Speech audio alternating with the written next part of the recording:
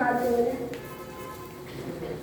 सम्यक प्रकार निरोध मन वच काहे आत्म त्यागते तेन सो तेरे मोला देहि भगवान उपल कार्य को जावते। एक बार मैं पाठशाला गया था, वहाँ पे भैया जी ने हमें 28 मुद्राओं वाला पाठ कराया।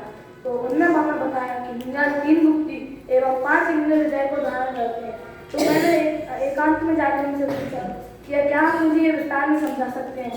तो उन्होंने जो मुझे बताया वह मैं आप सभी के समक्ष प्रस्तुत करने जा रहा हूँ। ओम नमः से देवता। यहाँ पर उपस्थित आदरणीय अध्यक्ष महोदय, माननीय न्यायाधीश विशेषज्ञ एवं सभा में उपस्थित मेरे सभी साधन भाइयों को मैं शुद्धात्म बंधन। आज के वर्तमान ज्ञान गोष्ठी में मेरा प्रतिपाद्य बिंदु है 5 इंद्रिय विजय 3 मुक्ति। और आज इस विषय को हम 3 मुख्य बिंदुओं के माध्यम से समझेंगे। पहला 3 मुक्ति, उसका स्वरूप एवं उनके भेदभाव। दूसरा 5 इंद्रिय विजय एवं उनकी पृथक पृथक परिभाषाएं। एवं तीसरा एवं अंतिम बिंदु, इनसे मिलने वाली सीख।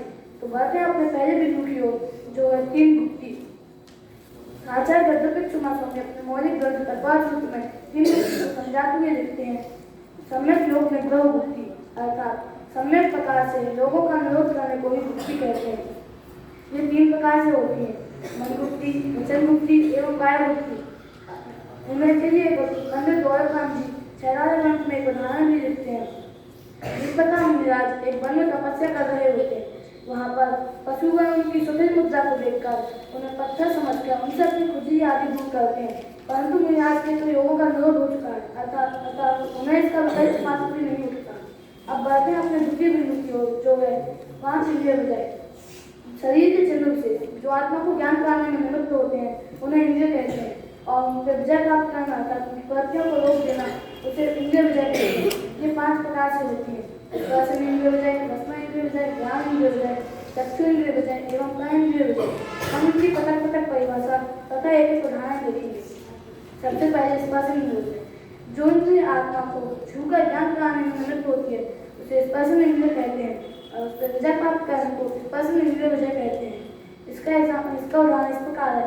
अगर मुनिराज किसी वन में तप कर रहे हैं और कोई जानवर उन पर हमला करे, या फिर कोई जानवर उन पर हमला करे, या फिर कोई और उन पर हमला करे, या फिर कुछ भी उन्हें बोले, उन्हें उसमें कुछ भी फर्क नहीं पड़ता, वो अपने ध्यान में मग्न रहते हैं। इसी तरह उन्हें स्पर्श इंद्रिय जय होती है। फिर रसना इंद्रिय जय, अर्थात जो इंद्रिय आत्मा को चक्कर ज्ञान कराने में निमित्त होती है उसे रसना इंद्रिय कहते हैं, और उसे विजय प्राप्त करने को रसना इंद्रिय जय कहते हैं। इसको उदाहरण प्रकार मुनिराज जब आहार करने जाते हैं, उन्हें कुछ भी आहार मिले, उसमें नमक ना हो या फिर कोई अन्य चीज की कमी हो, फिर भी मुनिराज आहार के बीच में नहीं बोलते हैं, या फिर कभी भी उस बारे में नहीं बोलते कि इसमें इस चीज की कमी है, अर्थात उन्हें रसना इंद्रिय पर विजय प्राप्त करनी होती है। वो रसना इंद्रिय के भोगों में नहीं फंसते। इसी तरह मुनिराज को रसना इंद्रिय जय भी होता है। फिर घ्राण इंद्रिय जय, अर्थात जो इंद्रिय आत्मा को सुनकर सुगंध एवं दुर्गंध आदि का ज्ञान कराने में निमित्त होती है उसे घ्राण इंद्रिय कहते हैं, और उस पर विजय प्राप्त करने को घ्राण इंद्रिय जय कहते हैं। इसका एग्जाम्पल इस प्रकार है।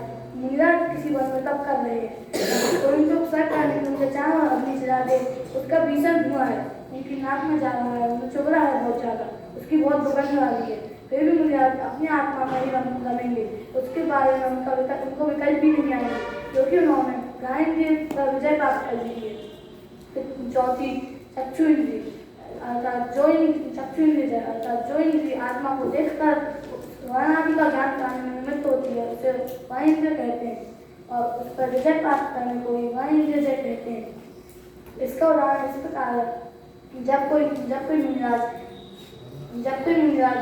कहीं पे ध्यान कर रहे हो, तो कुछ भी उपदेश दे रहे हो, कोई धर्म जीव की लड़ाई हो रही हो, या फिर कोई किसी को मार रहा हो, कुछ भी कह रहा हो, मुनिराज इस पर ध्यान नहीं देते, अतः मुनिराज उसकी बातें सुनते भी नहीं, ना उनको ध्यान देते, अतः उन्हें वह इंद्रिय जय भी होता है, उन्हें चक्षु इंद्रिय जय भी होता है।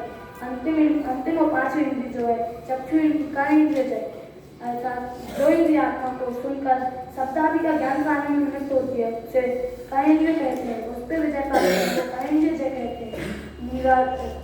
मुनिराज से कोई मुनिराज को कोई गाली दे, उनके प्रशंसा करे, उनके गीत गाए या फिर मुनिराज को कुछ बहुत बुरा भला कहे, परंतु मुनिराज को उसका कोई असर नहीं होता।